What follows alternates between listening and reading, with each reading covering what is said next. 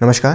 तो आज के सेशन में यहाँ पे एम लक्ष्मीकांत का पार्ट सेकंड यहाँ पे देखेंगे। ठीक है, ये 6वां संस्करण है। ये 2022-23 के लिए जो अभी नई बुक आई है उसकी जो है ये उसके बेसिस पे बनाया गया है। कुछ यहाँ पे चीज़ें संशोधित की गई हैं और कुछ चैप्टर भी यहाँ पर जोड़े गए हैं। ठीक है, तो इसके अंतर्गत हमने पहले चैप्टर हमने देखा था किस तरीके से जो है टॉपिक क्या थे और किस तरीके से जो है सारी चीज़ें हमने यहाँ पे डिस्कशन कर ली थी। अब पार्ट फर्स्ट ये हमारा होगा, पार्ट सेकंड होगा जिसमें हम पहले चैप्टर से यहाँ पे स्टार्टिंग करेंगे। तो चलिए स्टार्ट करते हैं हमारा पहला चैप्टर। देखिए यहाँ पे पहला चैप्टर हमारा यहाँ पे भाग पहला होगा जिसमें हम संवैधानिक ढांचा अर्थात कॉन्स्टिट्यूशनल फ्रेमवर्क को देखने का प्रयास करेंगे। अगर आपने किताब ले रखी है तो वेल बहुत अच्छी बात है। ठीक है, अपने पास एक हाइलाइटर रखिए, पहले तो बात एक पेंसिल रखिए, एक बार आप किताब को पढ़िए। ठीक है, 1 से 2 बार जब तक आपको किताब समझ में नहीं आती, फिर तीसरी बार में आप हाइलाइटर का यूज़ कीजिए। हाइलाइटर का यूज़ वहीं पे कीजिए जहाँ पे आपको लगता है कि आपका ज्ञान इस तरीके से डेवलप हो चुका है कि हाँ आप महत्वपूर्ण चीज़ों को छांटने में सक्षम है, तभी हाइलाइटर का उपयोग करिए। ठीक है, तो इसमें हम ऐतिहासिक पृष्ठभूमि संविधान की क्या रही है, साथ ही साथ में संविधान का निर्माण और संविधान की प्रमुख विशेषताएं, साथ ही साथ में संविधान की प्रस्तावना और संघ तथा इसका क्षेत्र, साथ साथ में नागरिकता, मूल अधिकार, राज्य के नीति निर्देशक तत्व, मूल कर्तव्य, संविधान का संशोधन और आखिरी टॉपिक हम यहाँ पे संविधान की मूल संरचना से संबंधित यहाँ पे देखने का प्रयास करेंगे। चलिए स्टार्ट करते हैं। तो पहला हमारा चैप्टर है ऐतिहासिक पृष्ठभूमि, यानी हिस्टोरिकल बैकग्राउंड को पहले हम यहाँ पे समझते हुए चलेंगे। बाकी अगर आपने अभी तक इसका सिलेबस नहीं देखा, किस तरीके से जो है हमने तैयार किया है, क्या तैयारी करेंगे, ठीक है, तो उसको एक बार देख लीजिएगा, सारे चैप्टर को एक बार रिवाइज कर लीजिएगा। भारत में ब्रिटिश 1608 ईस्वी में ईस्ट इंडिया कंपनी के रूप में व्यापार करने आए। 1600 ईस्वी में महारानी एलिजाबेथ प्रथम चार्टर के द्वारा उन्हें भारत में व्यापार करने के विस्तृत अधिकार प्राप्त थे। कंपनी जो अभी तक सिर्फ व्यापारिक कार्यों तक ही सीमित थी ने 1765 में बंगाल, बिहार और उड़ीसा के दीवानी अर्थात राजस्व एवं दीवानी न्याय के अधिकार प्राप्त कर लिए। इसके तहत भारत में उसके क्षेत्रीय शक्ति बनने की प्रक्रिया प्रारंभ हुई और 1858 ईस्वी में सिपाही विद्रोह के परिणाम स्वरूप ब्रिटिश ताज ने भारत के शासन का उत्तरदायित्व प्रत्यक्षतः अपने हाथों में ले लिया। यह शासन 15 अगस्त 1947 में भारत की स्वतंत्रता प्राप्ति तक अनवरत रूप से जारी रहा। स्वतंत्रता मिलने के साथ ही भारत के लिए एक संविधान की आवश्यकता महसूस हुई। यहाँ इसको अमल में लाने के उद्देश्य से 1946 में एक संविधान सभा का गठन किया गया और 26 जनवरी 1950 को संविधान अस्तित्व में आया। यद्यपि संविधान और राज्य व्यवस्था की अनेक विशेषताएं ब्रिटिश शासन से ग्रहण की गई थी, तथापि ब्रिटिश शासन में कुछ घटनाएं ऐसी थी जिनके कारण ब्रिटिश शासित भारत में सरकार और प्रशासन की विधिक रूपरेखा निर्मित की गई। इन घटनाओं ने हमारे संविधान और राजतंत्र पर गहरा प्रभाव छोड़ा। उनके बारे में विस्तृत व्याख्या 2 शीर्षकों के अंतर्गत कालक्रमबद्ध रूप में यहाँ दी गई है। पहला है कंपनी का शासन, जो कि 1773 से 1858 के बीच में चला था, और दूसरा है सम्राट का शासन, जो कि 1858 से 1947 के बीच में चला था। बात करते हैं कंपनी का शासन, जो कि 1773 से 1858 के बीच में चला था। 1773 का रेगुलेटिंग एक्ट, इस अधिनियम का अत्यधिक संवैधानिक महत्व था। जैसे भारत में ईस्ट इंडिया कंपनी के कार्यों को नियमित और नियंत्रित करने की दिशा में ब्रिटिश सरकार द्वारा उठाया गया यह पहला कदम था। इसके द्वारा पहली बार कंपनी के प्रशासनिक और राजनीतिक कार्यों को मान्यता मिली एवं इसके द्वारा भारत में केंद्रीय प्रशासन की नींव रखी गई। इस अधिनियम की प्रमुख विशेषताओं की अगर बात किया जाए तो इस अधिनियम द्वारा बंगाल के गवर्नर को बंगाल का गवर्नर जनरल का पद नाम दिया गया एवं उसकी सहायता के लिए एक 4 सदस्यीय कार्यकारी परिषद का गठन किया गया। उल्लेखनीय है कि ऐसे पहले गवर्नर लॉर्ड वॉरेन हेस्टिंग थे। इसके द्वारा मद्रास एवं बम्बई के गवर्नर बंगाल के गवर्नर जनरल के अधीन हो गए। मद्रास बम्बई के जो गवर्नर थे वो बंगाल के अधीन हो गए। अधिनियम के अंतर्गत कलकत्ता में 1774 में एक उच्चतम न्यायालय की स्थापना की गई, जिसमें मुख्य न्यायाधीश और 3 अन्य न्यायाधीश थे। इसके तहत कंपनी के कर्मचारियों को निजी व्यापार करने और भारतीय लोगों से उपहार व रिश्वत लेना प्रतिबंधित कर दिया गया। इस अधिनियम के द्वारा ब्रिटिश सरकार का कोर्ट ऑफ डायरेक्टर्स अर्थात कंपनी की गवर्निंग बॉडी के माध्यम से कंपनी पर नियंत्रण सशक्त हो गया। इसने भारत के इसके राजस्व, नागरिक और सैन्य मामलों की जानकारी ब्रिटिश सरकार को देना आवश्यक कर दिया। बात करते हैं 1781 का संशोधन अधिनियम अर्थात amending act of 1781। Regulating act of 1773 की खामियों को ठीक करने के लिए ब्रिटिश संसद ने अमेंडिंग एक्ट ऑफ 1781 पारित किया, जिसे बंदोबस्त कानून अर्थात एक्ट ऑफ सेटलमेंट के नाम से भी जाना जाता है। इस कानून की निम्नलिखित विशेषताएं थी। इस कानून के गवर्नर जनरल तथा काउंसिल को सर्वोच्च न्यायालय के क्षेत्राधिकार से बरी अथवा मुक्त कर दिया गया।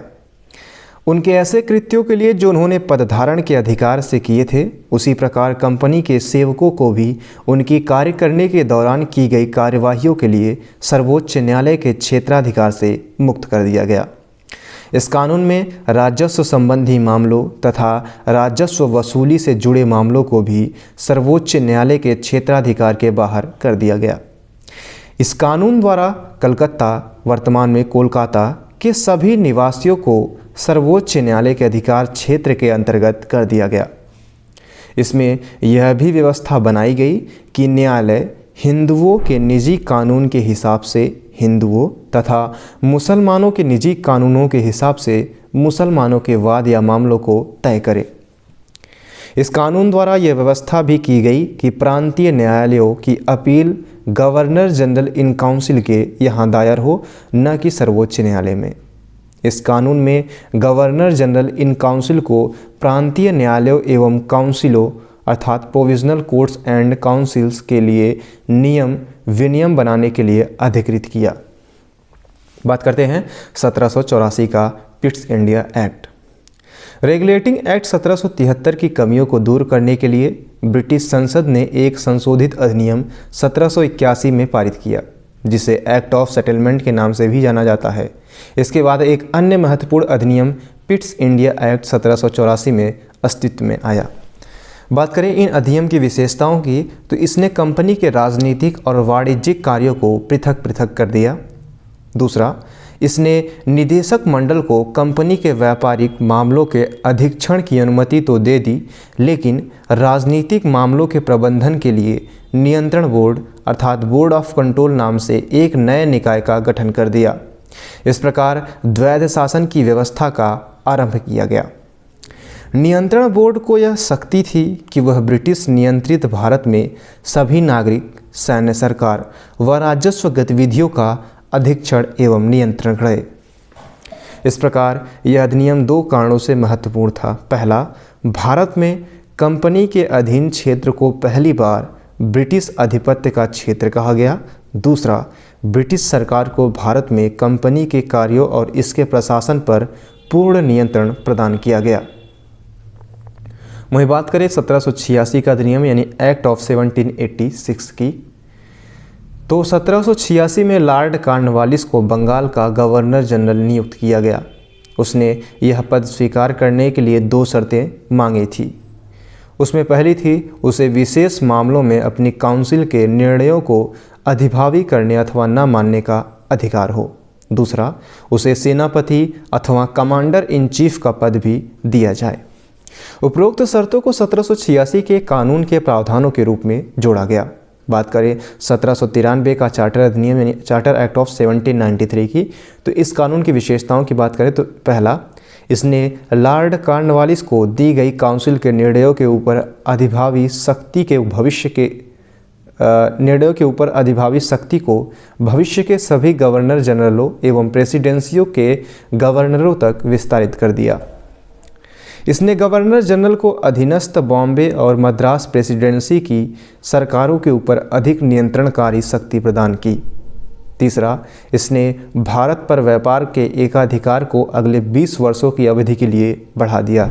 चौथा, इसने कमांडर इन चीफ के गवर्नर जनरल काउंसिल के सदस्य होने की अनिवार्यता समाप्त कर दी, बशर्ते कि उसे उसी रूप में नियुक्त किया गया हो। पांचवा, इसने व्यवस्था दी कि बोर्ड ऑफ कंट्रोल के सदस्यों तथा उनके कर्मचारियों को भारतीय राजस्व से ही भुगतान किया जाएगा। बात करते हैं चार्टर कानून 1813 यानी चार्टर एक्ट ऑफ 1813 की। पहला, इस कानून ने भारत में कंपनी के व्यापार एकाधिकार को समाप्त कर दिया, यानी भारतीय व्यापार को सभी ब्रिटिश व्यापारियों के लिए खोल दिया गया। तब भी इस कानून ने चाय के व्यापार तथा चीन के साथ व्यापार के कंपनी के एकाधिकार को बहाल रखा। इस कानून ने भारत में कंपनी शासित क्षेत्रों पर ब्रिटेन के राजा की प्रभुता को प्रकट व स्थापित किया। इस कानून ने ईसाई मिशनरियों को भारत आकर लोगों को प्रबुद्ध करने की अनुमति प्रदान की। चौथा, इस कानून ने भारत के ब्रिटिश इलाकों में बाशिंदों के बीच पश्चिमी शिक्षा के प्रचार प्रसार की व्यवस्था दी। वहीं पांचवा अगर बात किया जाए तो इस कानून ने भारत की स्थानीय सरकारों को व्यक्तियों पर कर लगाने के लिए अधिकृत किया और कर भुगतान नहीं करने पर दंड की व्यवस्था की। बात करते हैं 1833 का चार्टर अधिनियम। ब्रिटिश भारत के केंद्रीयकरण की दिशा में यह अधिनियम निर्णायक कदम था। इस अधिनियम की विशेषताओं की अगर बात किया जाए, पहला, इसने बंगाल के गवर्नर जनरल को भारत का गवर्नर जनरल बना दिया, जिसमें सभी नागरिक और सैन्य शक्तियां निहित थी। इस प्रकार इस अधिनियम ने पहली बार एक ऐसी सरकार का निर्माण किया जिसका ब्रिटिश कब्जे वाले संपूर्ण भारतीय क्षेत्र पर पूर्ण नियंत्रण था। लॉर्ड विलियम बेंटिंग भारत के पहले गवर्नर जनरल बने। दूसरा, इसने मद्रास और बंबई के गवर्नरों को विधायिका संबंधी शक्ति से वंचित कर दिया और भारत के गवर्नर जनरल को पूरे ब्रिटिश भारत में विधायिका के असीमित अधिकार प्रदान कर दिए गए। इसके अंतर्गत पहले बनाए गए कानूनों को नियामक कानून कहा गया और नए कानूनों के तहत बने कानूनों को एक्ट या अधिनियम कहा गया। ईस्ट इंडिया कंपनी के एक व्यापारिक निकाय के रूप में की जाने वाली गतिविधियों को समाप्त कर दिया गया। अब यह विशुद्ध रूप से प्रशासनिक निकाय बन गया। इसके तहत कंपनी के अधिकार वाले क्षेत्र ब्रिटिश राजशाही और उसके उत्तराधिकारियों के विश्वास के तहत ही कब्जे में रह गए। चौथा, चार्टर एक्ट 1833 ने सिविल सेवकों के चयन के लिए खुली प्रतियोगिता का आयोजन शुरू करने का प्रयास किया। इसमें कहा गया कि कंपनी में भारतीयों को किसी पद, कार्यालय और रोजगार को हासिल करने से वंचित नहीं किया जाएगा। हालांकि बोर्ड ऑफ डायरेक्टर्स के विरोध के कारण इस प्रावधान को समाप्त कर दिया गया। बात करते हैं 1853 का चार्टर अधिनियम। 1793 से 1853 के दौरान ब्रिटिश संसद द्वारा पारित किए गए चार्टर अधिनियमों की श्रृंखला में यह अंतिम अधिनियम था। संवैधानिक विकास की दृष्टि से यह अधिनियम एक महत्वपूर्ण अधिनियम था। इस अधिनियम की विशेषताओं की बात किया जाए तो इसने पहली बार गवर्नर जनरल की परिषद में विधायी एवं प्रशासनिक कार्यों को अलग कर दिया। इसके तहत परिषद में 6 नए पार्षद और जोड़े गए। इन्हें विधान पार्षद कहा गया। दूसरे शब्दों में इसने गवर्नर जनरल के लिए नई विधान परिषद का गठन किया, जिसे भारतीय अर्थात केंद्रीय विधान परिषद कहा गया और परिषद की इस शाखा ने छोटी संसद की तरह कार्य किया। इसमें वही प्रक्रियाएं अपनाई गई जो ब्रिटिश संसद में अपनाई जाती थी। इस प्रकार विधायिका को पहली बार सरकार के विशेष कार्य के रूप में जाना गया, जिसके लिए विशेष मशीनरी और प्रक्रिया की जरूरत थी। इसने सिविल सेवकों की भर्ती एवं चयन हेतु खुली प्रतियोगिता व्यवस्था का आरंभ किया। इस प्रकार विशिष्ट सिविल सेवा भारतीय नागरिकों के लिए भी खोल दी गई और इसके लिए 1854 में भारतीय सिविल सेवा के संबंध में मैकाले समिति की नियुक्ति की गई। वहीं बात करते हैं तीसरा, तो इसने कंपनी के शासन को विस्तारित कर दिया और भारतीय क्षेत्र को इंग्लैंड राजशाही के विश्वास के तहत कब्जे में रखने का अधिकार दिया। लेकिन पूर्व अधिनियमों के विपरीत इसमें किसी निश्चित समय का निर्धारण नहीं किया गया था। इससे स्पष्ट था कि संसद द्वारा कंपनी का शासन किसी भी समय समाप्त किया जा सकता है। वहीं बात करें कि चौथे नंबर की, तो इसने प्रथम बार भारतीय केंद्रीय विधान परिषद में स्थानीय प्रतिनिधित्व प्रारंभ किया और गवर्नर जनरल की परिषद में 6 नए सदस्य में से 4 का चुनाव बंगाल, मद्रास, बम्बई और आगरा की स्थानीय प्रांतीय सरकारों द्वारा किया जाना था। बात करते हैं ताज का शासन, जो कि 1858 से 1947 तक के बीच में रहा है।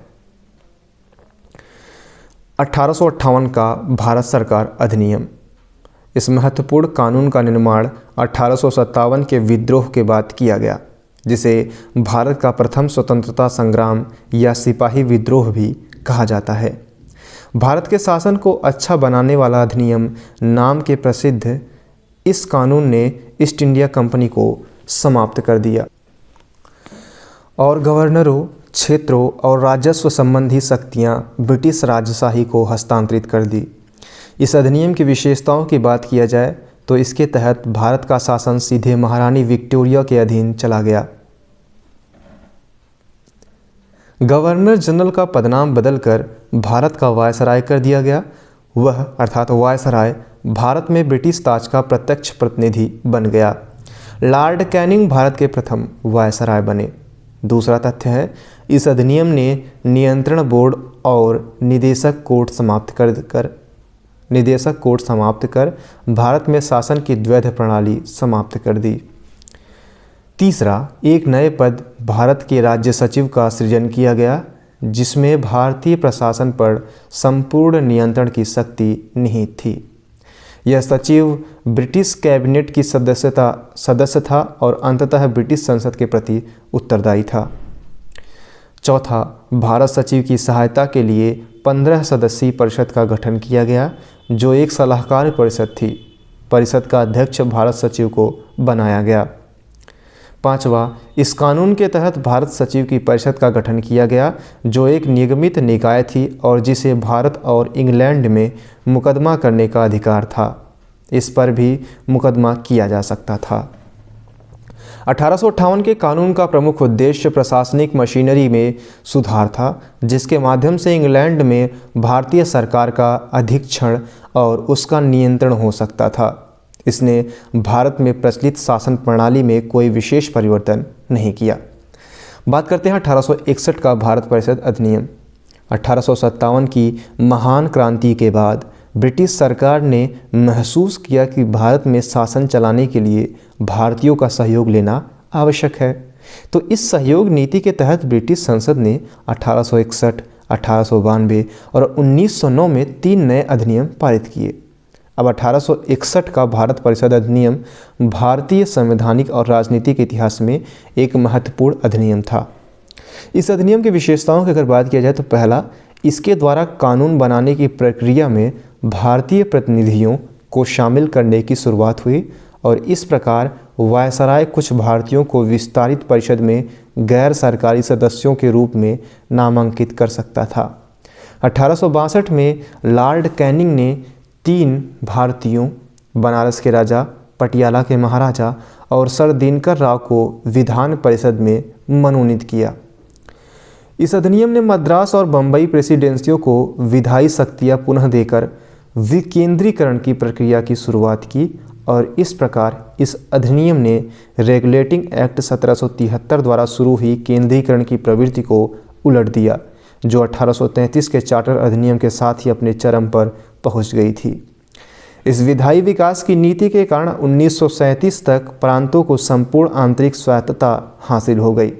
तीसरा, बंगाल, उत्तर पश्चिम सीमा प्रांत और पंजाब में क्रमशः 1862, 1866 और 1897 में विधान परिषदों का गठन हुआ। चौथा, इसने वायसराय को परिषद में कार्य संचालन के लिए अधिक नियम और आदेश बनाने की शक्ति प्रदान की। इसने लॉर्ड कैनिंग द्वारा 1859 में प्रारंभ की गई पोर्टफोलियो प्रणाली को मान्यता दी। इसके अंतर्गत वायसराय की परिषद का एक सदस्य एक या अधिक सरकारी विभागों का प्रभारी बनाया जा सकता था तथा उसे इस विभाग में काउंसिल की ओर से अंतिम आदेश पारित करने का अधिकार था। पांचवा, इसने वायसराय को आपातकाल में बिना काउंसिल की संस्तुति के अध्यादेश जारी करने के लिए अधिकृत किया। ऐसे अध्यादेश की अवधि मात्र 6 माह होती थी। बात करते हैं 1892 का भारत परिषद अधिनियम। इस अधिनियम की विशेषताओं की बात किया जाए तो पहला विशेषता है कि इसके माध्यम से केंद्रीय और प्रांतीय विधान परिषदों में अतिरिक्त अर्थात गैर सरकारी सदस्यों की संख्या बढ़ाई गई, हालांकि बहुमत सरकारी सदस्यों का ही रहता था। दूसरा, इसने विधान परिषदों के कार्यों में वृद्धि कर उन्हें बजट पर बहस करने और कार्यपालिका के प्रश्नों का उत्तर देने के लिए अधिकृत किया। इसमें केंद्रीय विधान परिषद और बंगाल चैम्बर्स ऑफ कॉमर्स में गैर सरकारी सदस्यों के नामांकन के लिए वायसराय की शक्तियों का प्रावधान था। इसके अलावा प्रांतीय विधान परिषदों के गवर्नर को जिला परिषद, नगरपालिका, विश्वविद्यालय, व्यापार संघ, जमींदारों और चैम्बर्स ऑफ कॉमर्स की सिफारिशों पर गैर सरकारी सदस्यों को नियुक्त करने की शक्ति थी। इस अधिनियम ने केंद्रीय और प्रांतीय विधान परिषदों दोनों में गैर सरकारी सदस्यों की नियुक्ति के लिए एक सीमित और परोक्ष रूप से चुनाव का प्रावधान किया। हालांकि चुनाव शब्द का अधिनियम में प्रयोग नहीं हुआ था और इसे निश्चित निकायों की सिफारिश पर की जाने वाली नामांकन की प्रक्रिया कहा गया। अब बात करते हैं 1909 का भारत परिषद अधिनियम। इस अधिनियम को मार्ले मिंटो सुधार के नाम से भी जाना जाता है। उस समय लॉर्ड मार्ले इंग्लैंड में भारत के राज्य सचिव थे और लॉर्ड मिंटो भारत में वायसराय थे। इस अधिनियम की विशेषताएं इस प्रकार थी। इसने केंद्रीय और प्रांतीय विधान परिषदों के आकार में काफ़ी वृद्धि की और केंद्रीय परिषद में इनकी संख्या 16 से 60 हो गई। प्रांतीय विधान परिषदों में इनकी संख्या एक समान नहीं थी। वहीं इसने केंद्रीय परिषद में सरकारी बहुमत को बनाए रखा, लेकिन प्रांतीय परिषदों में गैर सरकारी सदस्य के बहुमत की अनुमति थी। तीसरा, इसने दोनों स्तरों पर विधान परिषदों के कार्यों का दायरा बढ़ाया। उदाहरण के तौर पर अनुपूरक प्रश्न पूछना, बजट पर संकल्प रखना आदि। इस अधिनियम के अंतर्गत पहली बार किसी भारतीय को वायसराय और गवर्नर की कार्यपरिषद के साथ एसोसिएशन बनाने का प्रावधान किया गया। सत्येंद्र प्रसन्न सिन्हा वायसराय की कार्यपालिका परिषद के प्रथम भारतीय सदस्य बने। उन्हें विधि सदस्य बनाया गया था। पांचवा, इस अधिनियम ने पृथक निर्वाचन के आधार पर मुस्लिमों के लिए सांप्रदायिक प्रतिनिधित्व का प्रावधान किया और इसके अंतर्गत मुस्लिम सदस्यों का चुनाव मुस्लिम मतदाता ही कर सकते थे।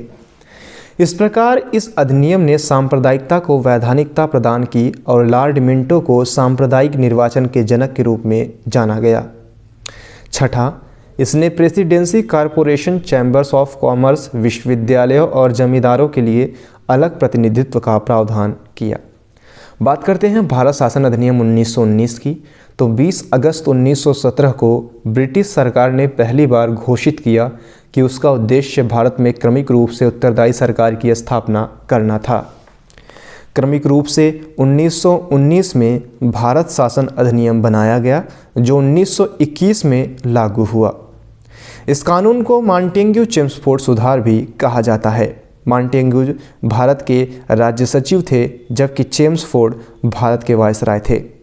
इस अधिनियम की विशेषताओं की बात किया जाए तो पहला, केंद्रीय और प्रांतीय विषयों की सूची की पहचान कर एवं उन्हें पृथक कर राज्यों पर केंद्रीय नियंत्रण कम किया गया। केंद्रीय और प्रांतीय विधान परिषदों को अपनी सूचियों के विषयों पर विधान बनाने का अधिकार प्रदान किया गया, लेकिन सरकार का ढांचा केंद्रीय और एकात्मक ही बना रहा। वहीं दूसरी विशेषता है, इसने प्रांतीय विषयों को पुनः 2 भागों में विभक्त किया, हस्तांतरित और आरक्षित। हस्तांतरित विषयों पर गवर्नर का शासन होता था और इस कार्य में वह उन मंत्रियों की सहायता लेता था जो विधान परिषद के प्रति उत्तरदायी थे। दूसरी ओर आरक्षित विषयों पर गवर्नर कार्यपालिका परिषद की सहायता से शासन करता था जो विधान परिषद के प्रति उत्तरदायी नहीं थी। शासन की इन दोहरी व्यवस्थाओं को द्वैध अर्थात यूनानी शब्द में डायआर्की से व्युत्पन्न शासन व्यवस्था कहा गया। हालांकि यह व्यवस्था काफ़ी हद तक असफल ही रही।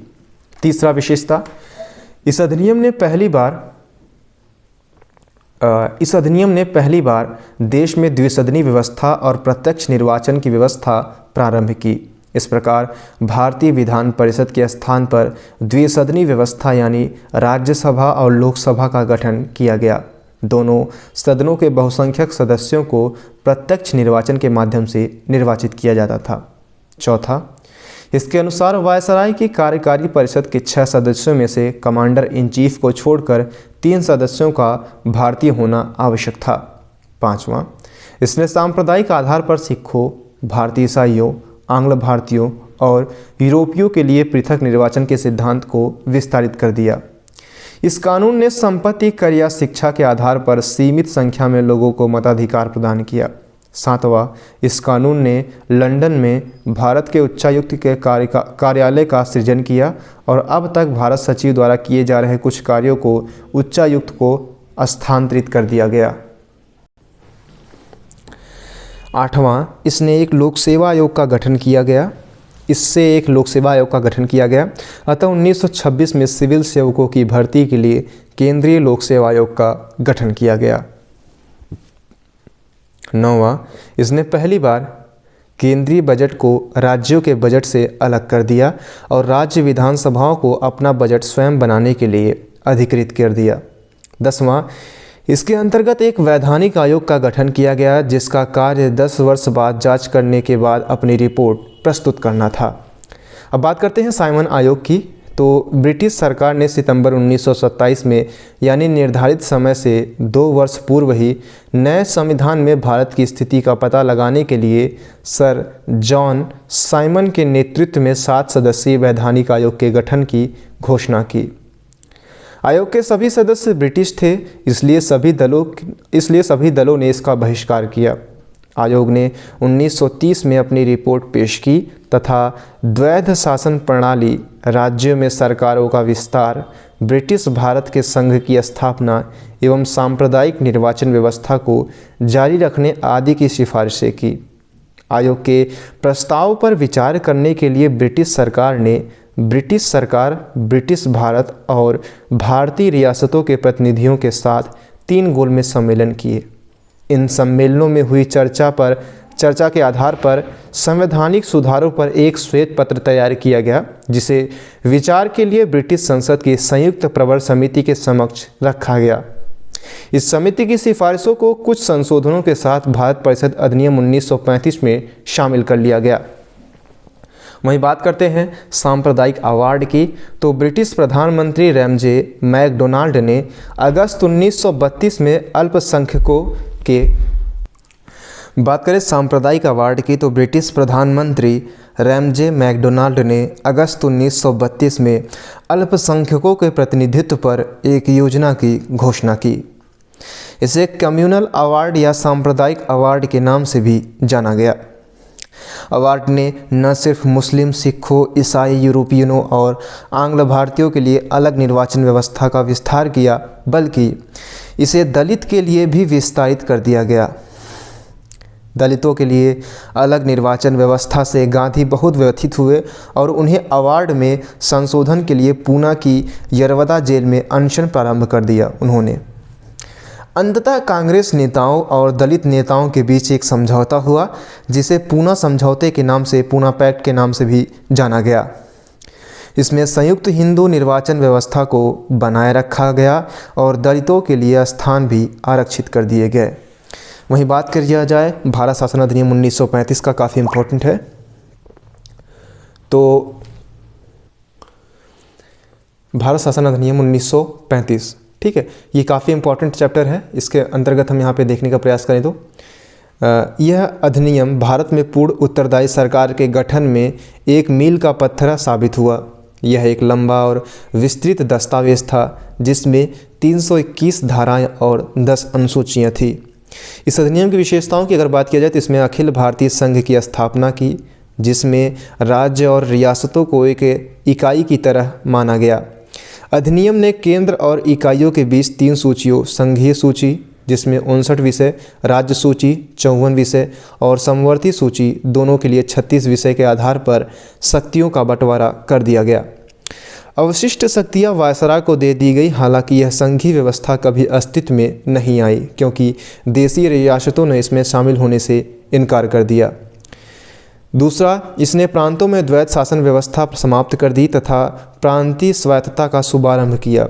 राज्यों को अपने दायरे में रहकर स्वायत्त तरीके से 3 पृथक क्षेत्रों में शासन का अधिकार दिया गया और इसके अतिरिक्त अधिनियम ने राज्यों में उत्तरदायी सरकार की स्थापना की, यानी गवर्नर को राज्य विधान परिषदों के लिए उत्तरदायी मंत्रियों की सलाह पर काम करना आवश्यक था। यह व्यवस्था 1937 में शुरू की गई और 1939 में समाप्त कर दिया गया। इसने केंद्र में द्वैत शासन प्रणाली का आरंभ किया और परिणामतः संघीय विषयों को स्थानांतरित और आरक्षित विषयों में विभक्त करना पड़ा। हालांकि यह प्रावधान कभी लागू नहीं हो सका।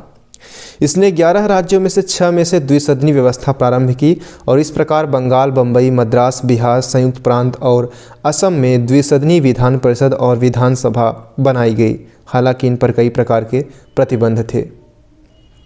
वही बात किया जाए 5वां, इसने दलित जातियों, महिलाओं और मजदूर वर्ग के लिए अलग से निर्वाचन व्यवस्था कर सांप्रदायिक प्रतिनिधित्व व्यवस्था का विस्तार किया। इसने भारत शासन अधिनियम 1858 द्वारा स्थापित भारत परिषद को समाप्त कर दिया और इंग्लैंड में भारत सचिव को सलाहकारों की टीम मिल गई। 7वां है, इसने मताधिकार का विस्तार किया और लगभग 10% जनसंख्या को मत का अधिकार मिल गया। 8वां, इसके अंतर्गत देश की मुद्रा और साख पर नियंत्रण के लिए भारतीय रिजर्व बैंक की स्थापना की गई। वहीं 9वां नंबर है, इसने न केवल संघीय लोक सेवा आयोग की स्थापना की बल्कि प्रांतीय सेवा आयोग और 2 या अधिक राज्यों के लिए संयुक्त सेवा आयोगों की स्थापना भी की। 10वां, इसके तहत 1937 में संघीय न्यायालय की स्थापना की गई। वहीं अगर बात की जाए भारतीय स्वतंत्रता अधिनियम 1947 की, तो 20 फरवरी 1947 को ब्रिटिश प्रधानमंत्री क्लेमेंट एटली ने घोषणा की कि 30 जून 1947 को भारत में ब्रिटिश शासन समाप्त हो जाएगा। इसके बाद सत्ता उत्तरदायी भारतीय हाथों में सौंप दी जाएगी। इस घोषणा पर मुस्लिम लीग ने आंदोलन किया और भारत के विभाजन की बात कही। तो 3 जून 1947 को ब्रिटिश सरकार ने फिर स्पष्ट किया कि 1946 में गठित संविधान सभा द्वारा बनाया गया संविधान उन क्षेत्रों पर लागू नहीं होगा जो इसे स्वीकार नहीं करेंगे। उसी दिन 3 जून 1947 को वायसराय लॉर्ड माउंटबेटन ने विभाजन की योजना पेश की, जिसे माउंटबेटन योजना कहा गया। इस योजना को कांग्रेस और मुस्लिम लीग ने स्वीकार कर लिया। इस प्रकार भारतीय स्वतंत्रता अधिनियम 1947 बनाकर उसे लागू कर दिया गया। इस अधिनियम की विशेषताओं की अगर बात किया जाए तो इसने भारत में ब्रिटिश राज समाप्त कर 15 अगस्त 1947 को